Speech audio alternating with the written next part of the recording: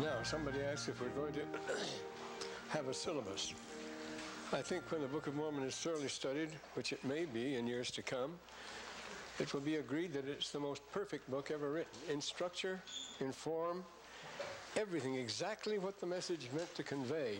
This chapter we're looking at today, this 6th chapter, is miraculous in its structure, in its simplicity, in its directness. So why would we need a syllabus? I think it's an impertinence to ask for a syllabus when we have the supreme syllabus in the Book of Mormon. It is a syllabus. It's such, remember, this is the syllabus of hundreds of records, of hundreds of volumes. We're told that, you see.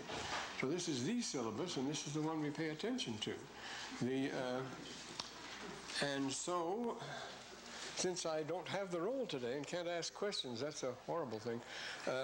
Let's talk about, then, the style of the Book of Mormon. If you notice, start out here. I should ask somebody a question here, but what do you notice in the first 2 verses? What do they have in common? What peculiar stylistic use do you find in the opening sentences of these 2 verses? It came to pass. You immediately realize that the Book of Mormon is formulaic, that the ancients wrote in formulas, just as we do today.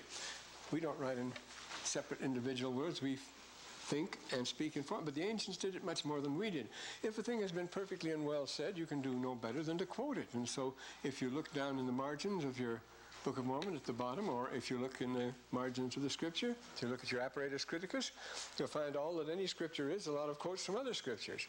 Everybody's quoting everybody else all the time, and that's so with ancient literature too.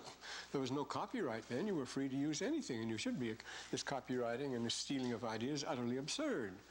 As Upton Sinclair used to say, the purpose of a person with ideas is to have them stolen. You're not supposed to keep an idea to yourself. The same thing with an invention. You get your pay, that's all right. This nonsense about royalties and stuff like that. We'll turn that all back to farms. So, first, this idea of story, it came to pass. Now, this is one of the critical points. The Book of Mormon has been criticized for it came to pass, it came to pass. Mark Twain said, if you leave out all the came to passes, the Book of Mormon would be a pamphlet. Do you have to have these things? Well, you certainly do. It helps the Book of Mormon and everything else. It was Nilsson, Martin P. Nilsson, the great Swedish scholar, who calls that the epic technique. When you're reciting and when you're reading a long passage, you have to take a breath once in a while. You have to lubricate the wheels. You can't face a person every sentence with a brand new statement, a brand new idea, starting cold. You must put padding between the sentences, and in Semitic languages, it's absolutely required. To make it easier, see, a third of all the lines in the Odyssey, for example, we quoted that last time, are repeated lines. You repeat. You take a break. You take a breath. And you keep going. This keeps things going. It also keeps the reader's attention. It doesn't drag. For example, I picked up this morning a very very old writing. It's from the Middle Kingdom. Well, it's from the time of Seti II, from the 13th century B.C. It's a famous story. It comes nearest to the writings of the patriarchs. It's like the patriarchal romances, very closely related to the Bible, very much like Genesis, as the story of Joseph and other things like that, and it's Egyptian. I say it goes back to the time of Seti II. And what do I find here? It starts out, I've marked in red, I filled in red here, this expression, Yir Herum Het Heru Kenny. Now it came to pass after many days. It sounds very Book of Mormonish to me, doesn't it? After many days of all things, that's a usage we don't find in the Old Testament. The Egyptians, remember, Egyptians are fond of it. The Book of Mormon is supposed to be written in the language of the Egyptians and the learning of the Jews. So, and then I get down to the next sentence, and it says, Ker Yer Imhet, yes, in Het Tachej, and the second, now it came to pass that after it dawned on the second day, there happened, something happens there. Well, Ker Yer actually means now, next in our story, now as to what comes next. But the actual expression, it came to pass, that's this one here. And you'll see, this is the one they go crazy about. Every sentence in this long story begins with either a head or a behold or it came to pass. It's required, you see. So this one starts out here. Her Terry in Seco, and it came to pass when the time of plowing had come, the Seco, came to pass when the time of harvest come, and then we get a real came to pass, which is this expression, when yin. Now that really means it came to pass. So this starts, it came to, the other is an expression that keeps things going, but here's this her year again, her year im hit. Now it happened after the next day, the next day dawned, there came so-and-so, and then here it is again. Her year im hit, heru, kenu. It came to pass after many days, there we are again. It goes on, of these things. Then, later, and then we get a when yin again. And this, it came to pass that he said to his brother, that it came to pass. Now the next one, the next page, there's nothing but it came to pass. Notice every sentence, there it comes. It came to pass. It came to pass. So notice they're written in here. You can fill them in with red because, well, this is a Stahlabdruck, a copy, and where it's written in red in rubrics. See, in Egyptian you write in two dimensions because you have to have depth. You have to have a stereo effect. Everything that is inspired and to be read in scriptures is written in black. But any comment the man himself has to make, anything the writer has to make himself, which is not divinely inspired, it is not the Medju Netzer, the divine words, that's written in red. That's rubric. That's the red ink. So these are all in red ink. It came to pass as his own idea. He puts in there to grease things and to introduce another statement of the scripture. So it came to pass. Here's the next line. It came to pass. Same thing. When yin set, when it came to pass. Next line, it came to pass. Next line, it came to pass. Next line, it came to pass. It came 7 times on one page. We turn the page and we go, oh, we don't have to go through all this. No, it starts right out again. It came to pass. Here's a long thing in rubrics because here he's making his own concepts. Here, then after it passed again, and it passed the... when came finally the time of sowing, it was the other time of plowing. When it came the time of sowing, is the story of Joseph and his brethren. See, the time of sowing, when yin, then it came to pass. He puts them both in there. And now, when it came the time of sowing, and now, and behold, then it came to pass. Here it is again, and it came to pass. So you have to put it came to pass. You can't just start a sentence out cold. Just as in Arabic, it would be very bad taste to start out, I saw a dog. You have to say, inna ra'iti kalab. Behold, I saw a dog. And so you have to say that. No, inna ra'iti, you can't say it. Inni, and say when you eat, when you wheeze, you can even say that. It's a common. Well, so we mustn't worry about this. This is strong evidence for what we have here. This came to pass business should be here. It's not out of place at all. You'd have to apologize for it. Well, we're going to ask somebody if style is important. What does style do of a writing? Well, of course, it conditions our response. It establishes the mood of the writer. See, the writer trying to fool you, he can't do it. There's a massive and large work by a German writer called Friedrich Blas on the detecting of ancient forgeries, or what the writer was up to. And you can't fool you. Any long document, it's impossible. There's no such thing, for one thing, as a clever forgery. It doesn't exist. Only if people want to be fooled can they be fooled, but there's no clever forgery. And anyone who forged the Book of Mormon, and here's the rule also is, historical text is the hardest to form because it's not somebody's idea, and anybody's free to have any ideas he wants, you see. But if he's writing historical text like Joseph Smith and having written this big books, hand it to the world and say, this actually happened, this is true. These are just not my reflections like science and health of Mary Baker Eddy, or the writings of the church fathers, which are commentaries on the scriptures. They're ideas, they argue with each other. Everybody can write commentaries and inspired works and spiritual uplift poetry and all sorts of inspirational literature. You can grind that out by the ream, there's nothing to it. But sit down and write a history and hand it to people and say, this really happened in such and such a time in such and such a place. This happened, and you're invited to expose it or explode it if you can. That's a very dangerous game to play. And the more you add to it, then you add the danger exponentially. The more you add, the more dangerous this becomes. By the square, by the root, you see. You don't just add another detail, because adding these 2 details together, that makes it doubly hard. Do those things, not just doubly, but 4 times. Do those things really come together, you see, in the picture, and you go on adding, you have a whole huge book with every aspect of a civilization in it, and you think you can fool somebody with that? No wonder they won't touch the Book of Mormon. Nobody, even the great Edward Meyer, who laid so much emphasis on the criticism of Joseph Smith and the study of Joseph Smith, never read the Book of Mormon. That's a very interesting thing. They won't do it, you see. Of course, you can read it through. We read it through, like going through, say, the Louvre on roller skates or something like that. Want to say, I've read it through, and that's that. Well, you should read it through, as in every problem, and every study of grammar, anything like that, you should read the whole thing through first fast. You don't learn it then, but you get an idea of what you're dealing and what you're up with. It puts things in place and in position. Do read it through, by all means, as fast as you can in one day if you can. That's the way you do it. And then you can settle down to things, but it's important to do it the first way, that way. You must move fast when you learn things. So this style is very important because Joseph can't fool us. He may fool us with the history. That's going to be very hard. But the style is just as hard to fool us with, you see. What is the... Well, for one thing, it's written in a number of styles. There are a number of books by a number of authors, and they have been copied down and edited by Moroni. But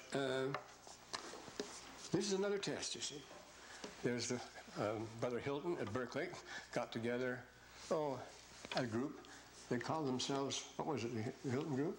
And they were going to study the Book of Mormon. They were not Mormons. There were Jews and Catholics and everything in it. They were professors at Berkeley, and they were going to make a statistical study of the Book of Mormon, studying each of the books separately. You can get that report. Now I've got to find out about what the latest thing is on that.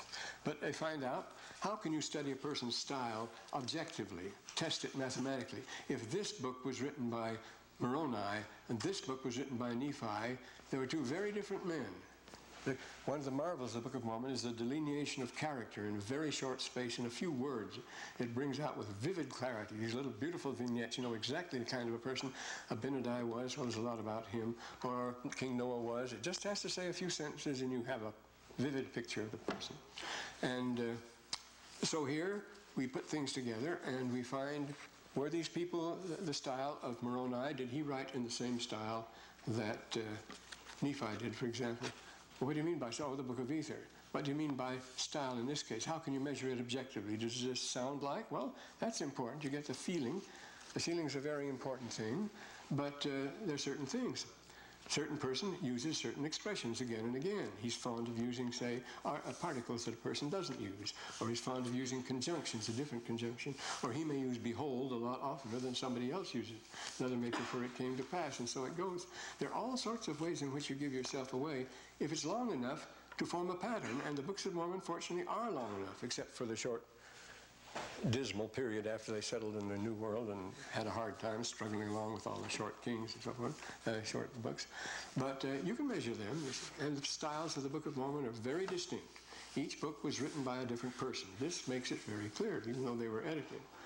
But the style is important here, and the style is not the form. It's all formulaic. It's all follows the same form as we write in English form style, but everybody has his own style.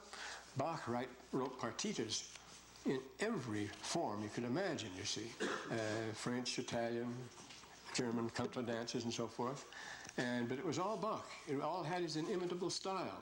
It had the form, the correct form of each of these musical idioms, but it was his style and it was immortal, you see. Everything he touched turned to gold, and he had no imitators or anything like that. Well, it happens with other composers too. But what is the main theme? What would we say was the main theme, the main feeling if you were reading the Book of Mormon? What do you feel most when you read it? Why does it move people so much? What is the thing that hits you most with the Book of Mormon? It's what Aristotle calls spudiotes. Spudiotes. I'm so sorry we don't have the roll, so we can't ask about that. But we'll have to pass it over. Spudiotes is usually translated as high seriousness. It's high seriousness. He means to be understood. He wants to be believed. Whoever wrote the Book of Mormon, in every book, has this earnest zeal to get across. I guess if you were giving it a rhetorical form, the 7 rhetorical trophies, you'd call this a soisoria, or you could even call it a protreptic. A protreptic is a missionary talk trying to get you to join our church, and a soisoria, as you can say by the words, a soisoria is an attempt to persuade somebody. Persuade is the two types of address rhetorically. And protreptic, pro means to our side, and treptic, turn over, step over to our side, you see. great deal of this. Well, it's not so protreptic, but it certainly is a swazore. He's trying to persuade us to believe in Jesus Christ. And the title page of the Book of Mormon tells us that's its purpose. It wants to persuade us. Wants to persuade Jew, Gentile, and everybody else to believe in Jesus Christ. It is frankly a sales pitch. It's really after us. But there are sales pitches and sales pitches, you know, and you can easily detect. It's a surprising thing. With all the skill and rhetorical skills we have in public relations and our various skills in journalism and like all the poking that goes on today, it's almost impossible to fool a person who doesn't want to be fooled. The appearance of great sincerity and so forth, whether in a politician or someone else, it doesn't fool you for long. It comes across for what it is. And this is a thing that the Book of Mormon is not going to fool you at all. It certainly couldn't have been written by some old minister, Spalding or anybody else, because it would be the most tremendous blasphemy if it was. Here he's telling you all about Jesus Christ. He's putting words into the mouth of Jesus Christ. He's calling you to believe this. He bears his testimony, and yet he knows it's just a novel. It's just a fake. That's the explanation they still give them. Well, somebody wrote it. Colin Brody said Joseph Smith wrote it as a practical joke to fool his family. He said, I've got the damn fools fixed now. That's quoting, that's from the reporter. And so this kid goes to all the trouble of writing this enormous term paper, this vast piece of work, just to fool his family. It's not very convincing. Yet they consider Mrs. Brody the authority on this subject. And she hasn't read it. We have her papers up for new review, and her Book of Mormon has a little mark here, a little mark there, and that's it. She studied it, not at all. Well, it's very obvious in what she writes in it. We don't worry about her. But the style bears the weight of the message here. Now, you notice the Gettysburg Address was sincere. It doesn't fool you. But other speeches we get, Standing Tall, The New Wind, and all this sort of stuff, Morning in America, how far does that fool anybody? It's a very different sort of thing. Now, Matthew Arnold, in his classic work on the translation of Homer, says, Homer alone is great for four qualities that he possesses. Homer's four qualities. And no other work possesses them. I'm going to ask you which of these the Book of Mormon stands out for. Four qualities. First of all, most outstanding, the hardest to imitate of the sublime writer like Homer, nobody else ever to pull it off, it's preeminently rapid. Oh, that's what I'm talking. It's preeminently rapid. Now, you don't expect a solemn epic to be rapid and move fast, but it does.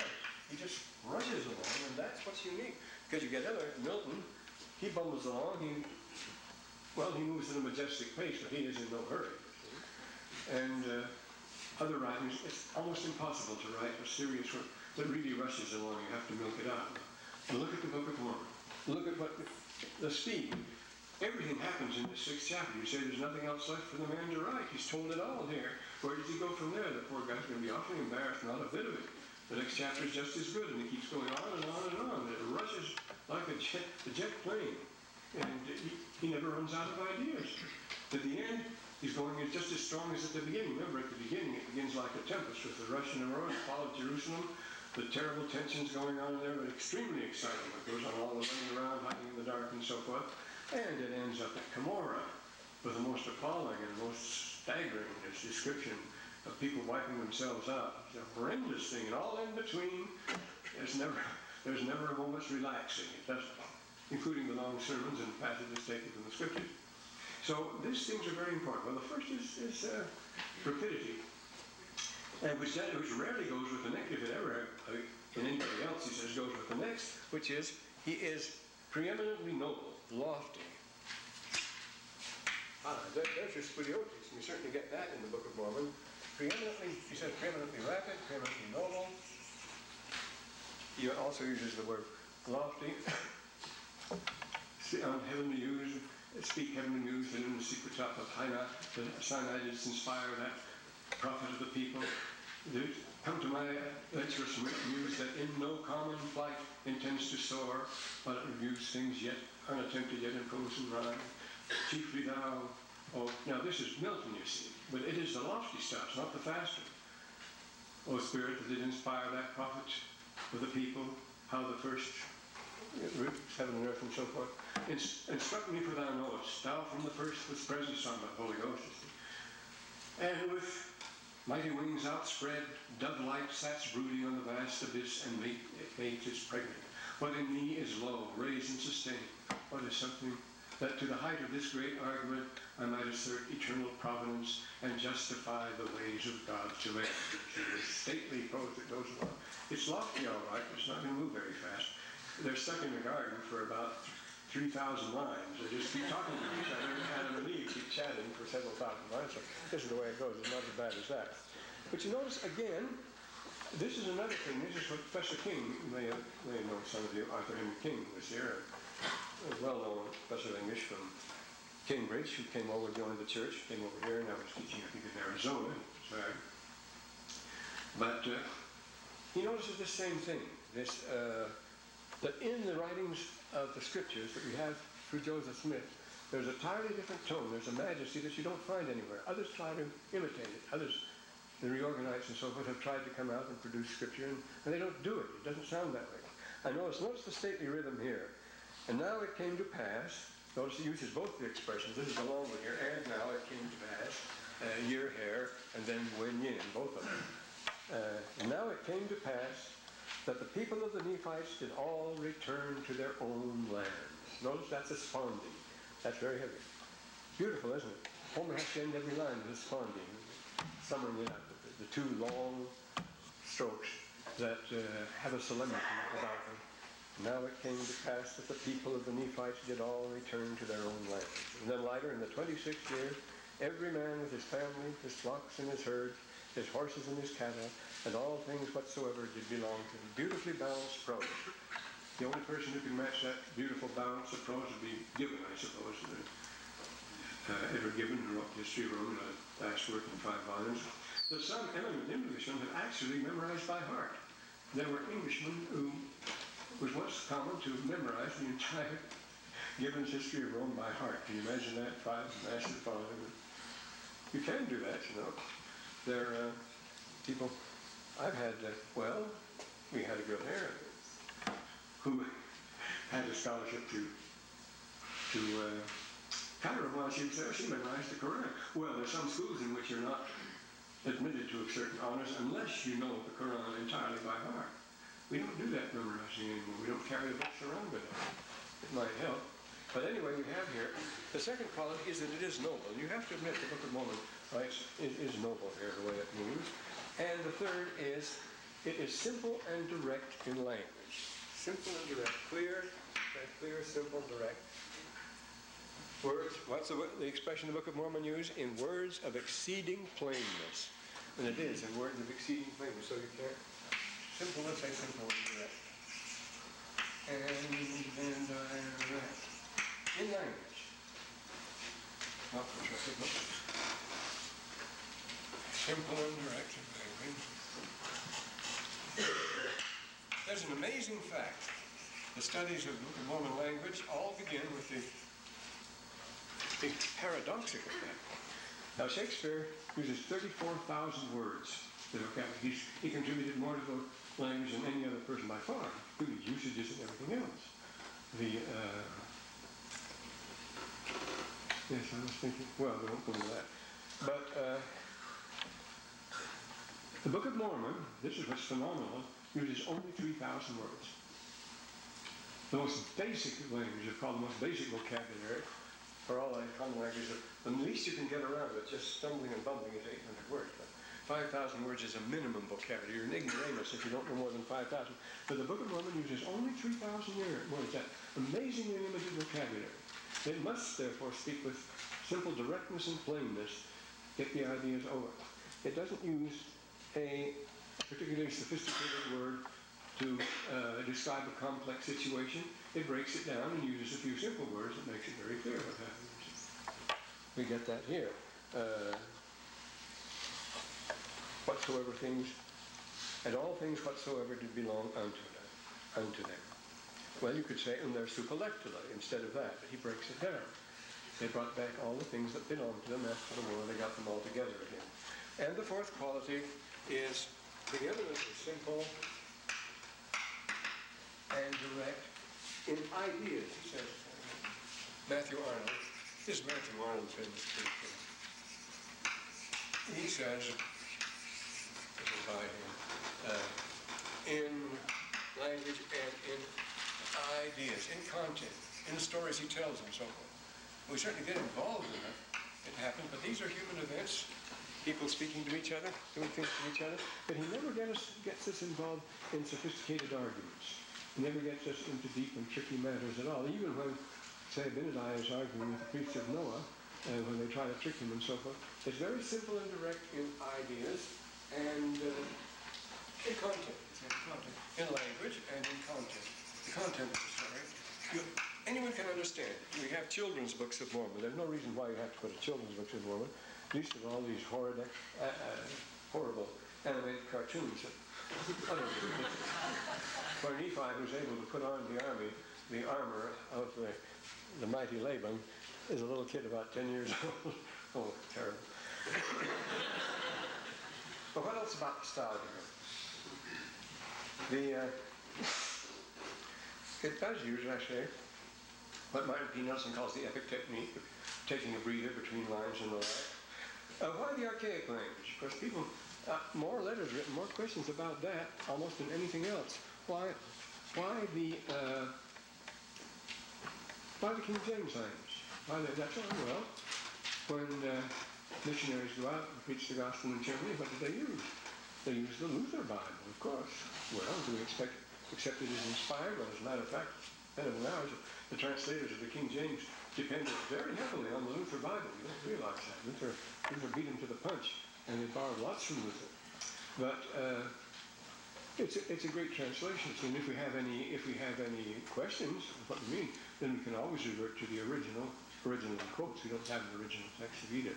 The oldest text we have, the Old Testament, is from the 9th century A.D., the El Asher Codex, the Ben Asher Codex. And that's from the 9th century A.D. And we have 8,000 different ancient manuscripts of the New Testament, none of which are exactly alike. You take your choice among them as far as that goes. So we make our constructions.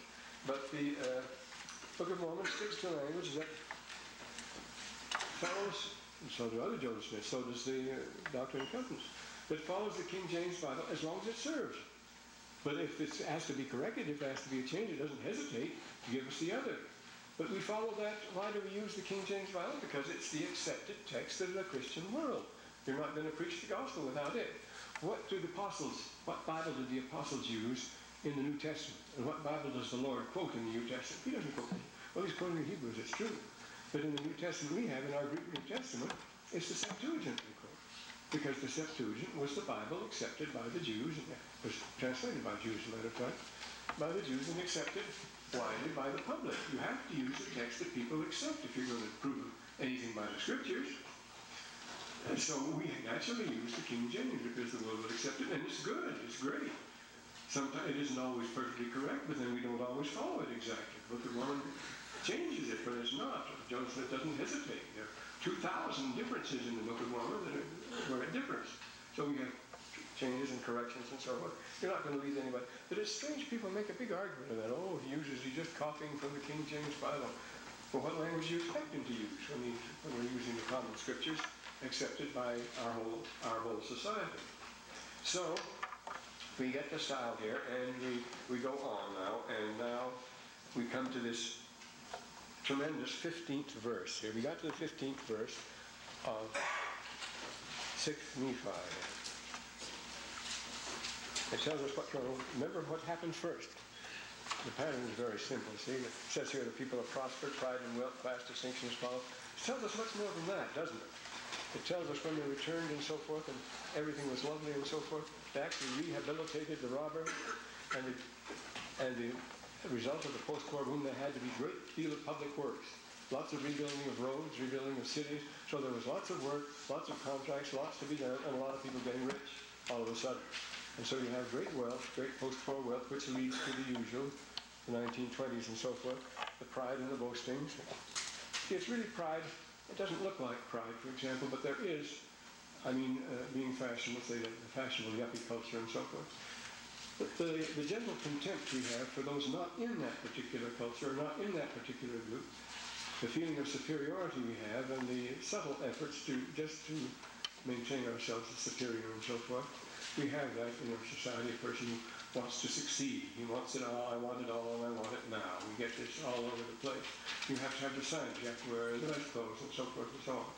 And what makes it real pride, of course, is that definitely you are above others. And this is it. You don't realize that we're all in the same boat. We're all a bunch of slobs and nothing else. And but really, when you come down to it, read the sermon of Hosea. And he said, I would that you should always keep in remembrance your own nothingness, he said, the greatness and goodness of God and your own nothingness. If you do this, you will always feel to rejoice. You won't be beset by ambitions and frustrations. You really can't fail in that case. If you start out at the bottom of the ladder, you're going to stay there. Your dependence is entirely on the Lord. And if you remember His greatness and goodness, He'll give you anything you want. It's expedient. That's the best part of it. And then remember, and then He says, remember, you're less than the dust. You're nothing at all, and I'm no better than you are, He says. Well, that seems like running down the human race and so forth. He's talking in comparative terms, and it is true. Of course, we can't do anything. We're absolutely helpless. We come to the end of the line, and what do we have? The good examples of that, of course, people being utterly terrified. The weariest and most loathed earthly life that age, ache, penury, and imprisonment can lay on nature is a paradise to what we fear of death. As Shakespeare says, as Claudius says, that's a long speech. But this, you see, when we're faced with that, we're all paralyzed, we're all as nothing. So we can be reduced very quickly. You notice in our nightly TV dramas how quickly the mood and the pride can change utter humility as soon as the gun changes hands. One carries it. The one who holds the gun is utterly contemptuous. The other is just scum and nothing else. But if by accident he should use the gun and the other should get it, then he's the scum, you see, and the other becomes all-powerful, see, because he has command over life and death. He holds the bow of Nimrod. He can do what he wants, you know. This idea of holding people in contempt, if we have power over them, and immediately the power shifts hands and we do the same sort of thing. He's such unstable as water, how unreliable we are, and how quickly we can change from one extreme to another. Well, you see that happen all the time. So we began here, and then you notice it came. This is the way it was. The public, first they got rich, and the ranks according to riches, and left the rough pride. But some were humbled accordingly, and there became a great inequality in the land, insomuch the church began to be looked at. That inequality is important. Let me read you from Sunday paper. I think I have it here. There is a. Well, that's too good to miss. They had, and actually it was for the new attorney of the year, here it is. They had interviews with half a dozen of the foremost United States historians, and the leader of them, of course, is Henry Steele Commager. And the article, which is a very long one, ends with his statement, which is this. They're talking about what the 80s brought us, and so scientists view the past decade as a period of folly and stagnation. And this is the closing statement by Henry Steele Commager. Remember what we just read? And it was a great inequality in the land. He says, the 1980s, said Commager, created for the first time a class society in America. I think we don't need the Book of Mormon. For the first time, we have a class society. We have that business now. There are permanently poor that don't expect to be anything else, and permanently rich that don't expect to be anything else except riches. So, a great inequality in all that, and that broke up the church. Why should that break up the church? Because, well, again, you read Mosiah's address here. Began to broken up, so that in the 30th year, now remember we began in the 36th year, we weren't being patronizing. We said, how many years is it from 26 to 30? Because that's a staggering figure. In 4 years, the whole thing is going to fall apart now. This can happen. Already in the articles and editorials, you notice, in the paper and so forth, they're starting to talk about the breakup of the present happy situation in the world. It can't last very long because we're too aggressive for one thing. That's one thing, of course, the Book of Mormon emphasizes all the time.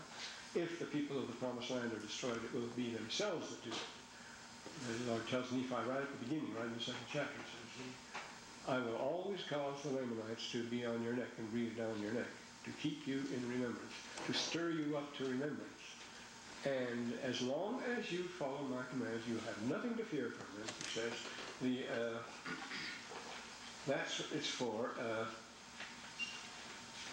Here.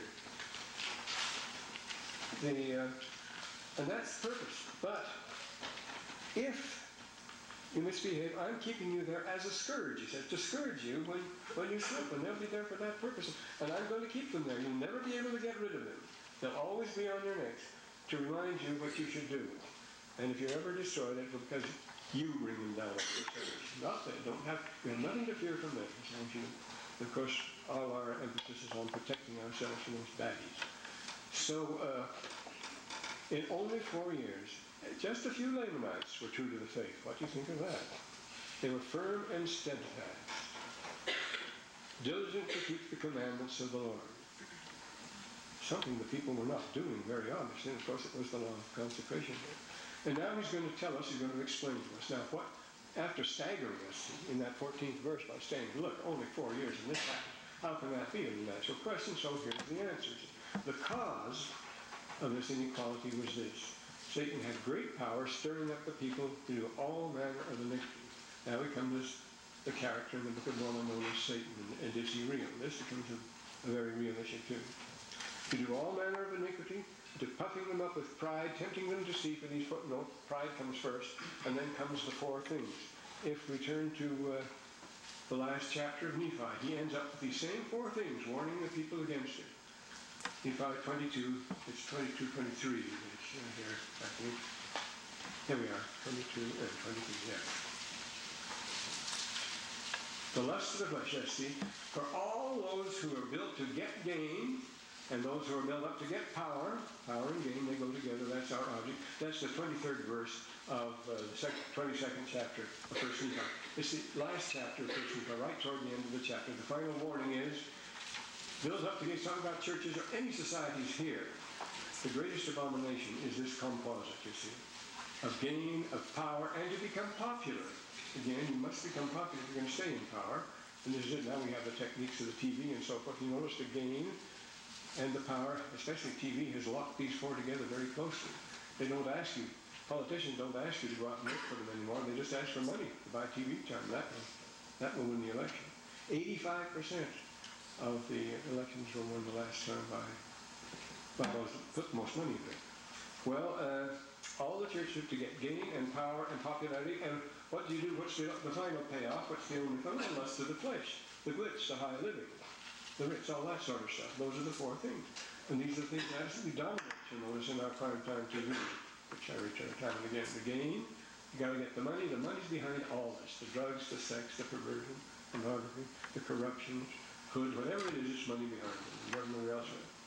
Because they're after power, and you must become popular. It's not only nice to be popular, but your power depends on it. And the lust of the flesh, which are the payoff. And it says the same thing in this 15th verse of the 6th chapter that we're looking at now. The cause of the iniquity of the people was this. Satan had great power.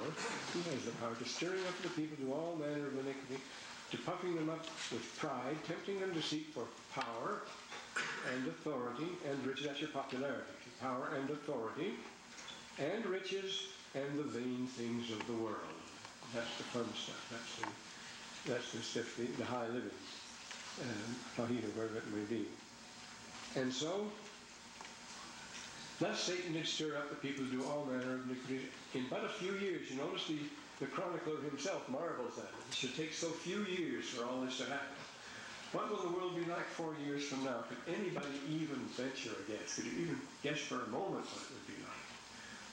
It would be wild if you dare to do such a thing. But I don't worry at all whether I'm alive or not. I'm saying whether I'm around or not at that time. I've got plenty of things to do elsewhere. And they were carried about by the temptations of the devil, to carry them whithersoever he desired. Notice here is the me first and I want it all. They were carried out by the temptation, whether he desired to get. Now what is there Satan? This is it. Some people don't think there's any Satan. What do we have here? What is the solution here? This, go down here.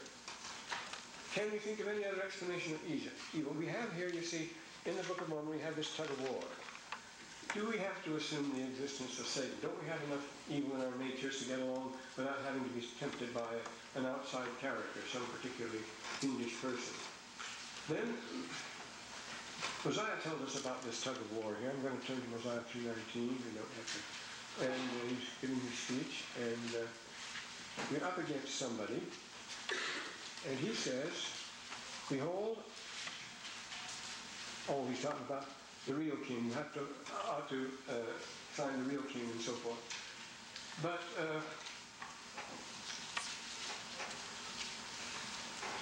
pride takes the lead of the seven deadly sins, but is Satan necessary? That's what I'm wondering about. Today there must be something like that. So when you consider what's happening in Mumbai today, there's a group of terrorists. Nobody knows where they're financed from or something. They get weapons all that. And they're absolutely out to destroy everything they come upon. They just destroy it, and that's all. They have nothing to gain by it or anything else. It's an utter horror. In Mumbai, country the size of wealth of California, would be a marvelous place, but they can't farm or do anything in it because these terrorists. Well, the same thing you get with with certain Indians in the early days, in Southwest Indians, of course. But there's the two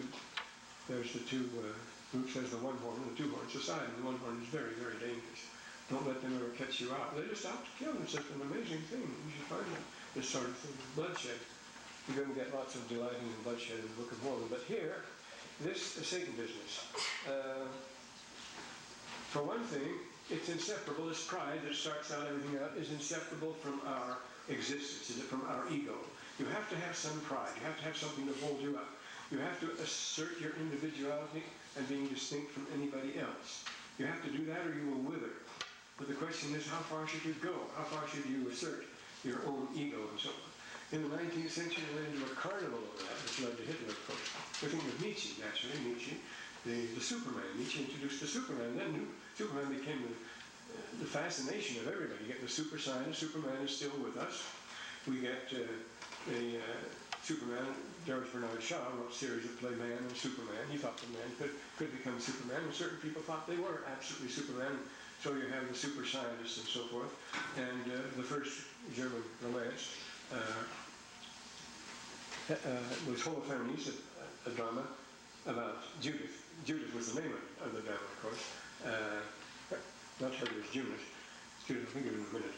But Judith is the character of the play, and Holofernes is the hero. Holofernes is the Superman that has to experience everything. This obsession with the Superman absolutely took people over in the end of the 19th, beginning of the 20th century. I grew up in that. We heard the Superman business all the time. Well, Holofernes is burning some poor character on the coals. He is the Assyrian lord, the commander and so forth. And the man who's being cooked says, "Ha, Holofernes, du weißt nicht, wie das tut." Holofernes, you don't have this experience. This is one experience you haven't had. So immediately, Holofernes has to go down and lie down beside him. He can't have this person say he has anything Holofernes hasn't got. So he cooks himself because he can't stand the idea that somebody should have an experience that he hasn't had and should taunt him with it. Well, this is the Superman. We're obsessed with that. Didn't I say, remember what we said when Zola, consider your own nothingness and the goodness of God. So, good and evil are not imaginary situations. They should be, but they aren't. You notice it really is evil here. There's something here. Is it here? I just get it out. Not like this one. Oh, that gets these closed. These little things stick around. I notice they're here. And this is a good one. It's rather terrifying. Come on, cutie. Here we are. No. Oh, this is an interesting thing. So what can go on in the world? No, how would you explain a phenomenon like this? This is Lebanon. You know, Lebanon is all being absolutely chewed up. There's going to be nothing left of Lebanon. And I'll find that soon, one of these days. While shells slammed into Beirut Saturday night, the moneyed elite of the Fakra Club, Fakra means pleasure, Fakra Club, an hour's drive from the burning city, just an hour away, dined and danced the night away to the strings of whatever will be, will be. They're like people from another planet, said one West Beirut resident who suffered months of artillery. Now all the town is being destroyed, and a few miles away, these people are living in luxury and splendor with plenty of everything and going on. It's an amazing thing. Catan feels The club proves a point that Lebanon must prevail, however bad is the situation on the streets of the battered capital and so forth. The Soccer Club is a chalet development, just like a fashionable Florida development here, right in Beirut, a few miles from Beirut. A chalet development, it boasts 3 restaurants, 2 bars, a swimming pool, tennis courts, and a squash club. So we have Park City within a short drive of Lebanon, which is being destroyed. The capital, which is the whole country, is a very tiny country, as you know, is being wiped out, and yet these people go around living like that. Well, what a weird world. It's something like a drama by Offenbach, isn't it? It's like 17th and 18th century Venice. It's weird. It's ghostly that these things could happen. So we have these things here. We go on here back to our 6th chapter. It's going to do some explaining here. Satan did lead away the hearts of the people. Therefore they enjoyed peace but a few years. In this 30th year, they were carried about by the temptations of the devil, where he desired to carry them. And you have to give him that power, though, as far as that goes. They were like helpless automatons, you see. This condition is achieved also through the art of rhetoric, salesmanship, and the ancients were susceptible to it. And they're in a state, notice, 4 years later, in a state of awful wickedness. That's what it amounts to. They didn't sin ignorantly, though. They weren't helpless pawns of Satan. Satan has no power, it's going to tell us, but the power that we give him. And that's what all this false representation, misrepresentation, false advertising, and so on, is to lead us astray, to make us willing to follow and so forth. The objectors, and they did it willfully rebel against God. Those who happen to stumble upon a passage by Heilbronner here, who is the foremost American. No, this is another one. There's a book from way back. This is W.H. White's book on the organization layer.